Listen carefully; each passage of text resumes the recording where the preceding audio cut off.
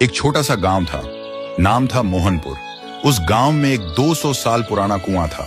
लोग कहते थे हर रात उस कुएं से एक रोती हुई लड़की की आवाज सुनाई देती है। लेकिन एक बात सब लोगों को हैरान कर देती है, मोहनपुर गांव का जो भी लड़का उस कुएं के पास पानी पीने जाता है वह 2 दिन के अंदर मर जाता है और मरा हुआ शरीर गायब हो जाता है। और एक दिन इसी गांव में एक शहर से अर्जुन नाम का लड़का आता है। अर्जुन वह छुट्टियों में अपने दादाजी से मिलने आए थे। एक दिन अर्जुन गांव के लोगों से सुना है कि वह कुआं बहुत डरावना है और कोई उसके पास नहीं जाता। लेकिन अर्जुन सोचते हैं डर सिर्फ अंधविश्वास है और कुछ भी नहीं। एक दिन धूप में जाते हुए अर्जुन को प्यास लगी और बिना किसी से पूछे वो सीधा उस कुएं से पानी पीने चला गया। तब अचानक से एक लड़की का चेहरा सामने आया। अर्जुन डरा हुआ था और तुरंत वहां से भागकर घर पर चला गया। उस रात उसे नींद नहीं आते। हर समय उसे लगता है कोई उसे देख रहा है और कोई बुला रहा है। अब उसे भी डर लगने लगा था। फिर सुबह अर्जुन ने एक बुजुर्ग से पूछा, चाचा ये कुआं इतना डरावना क्यों है? चाचा ने बोला, यह कुआं बहुत पुराना है।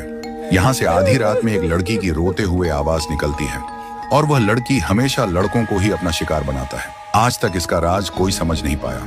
इस बात को सुनकर अर्जुन वहां से निकल पड़े और घर में आकर एक पाखंडी बाबा को कॉल करके बुलाता है ताकि इसका राज क्या है वह जान पाए। और आखिरी दिन पाखंडी बाबा आता है और गांव के सभी लोग इकट्ठा होता है। पाखंडी बाबा उस कुएं को देखकर कांपते हुए कहता है कि यह तो बहुत ही भयानक है। कुएं के अंदर जो भी है उसको पकड़ना मेरे बस के बाहर है। ऐसे बोलकर पाखंडी बाबा उस गांव से निकल पड़े। ऐसी स्थिति में गांव वाले का डर और भी बढ़ जाता है। अर्जुन के मन में सवाल उठते हैं कि उस दिन मैंने जो देखा क्या वह मेरा वहम था, और आज तांत्रिक ने क्या देखा जो डर के भाग गया। आखिरी दिन अर्जुन आधी रात में कुएं के पास एक पेड़ के पीछे छुप जाता है। अर्जुन देखा है कि कुएं के अंदर से एक अजीब सा रोने वाला लड़की का आवाज सुनाई देता है और तभी कुएं के अंदर से एक लड़की बाहर निकलती है।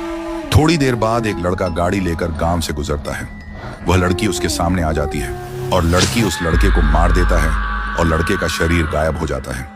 अर्जुन यह सब देखकर हैरान रह जाता है। उसके दिमाग में एक ही सवाल घूमता है कि यह लड़की कौन है जो लड़के को ही अपना शिकार बनाते हैं, लड़कियों को क्यों नहीं?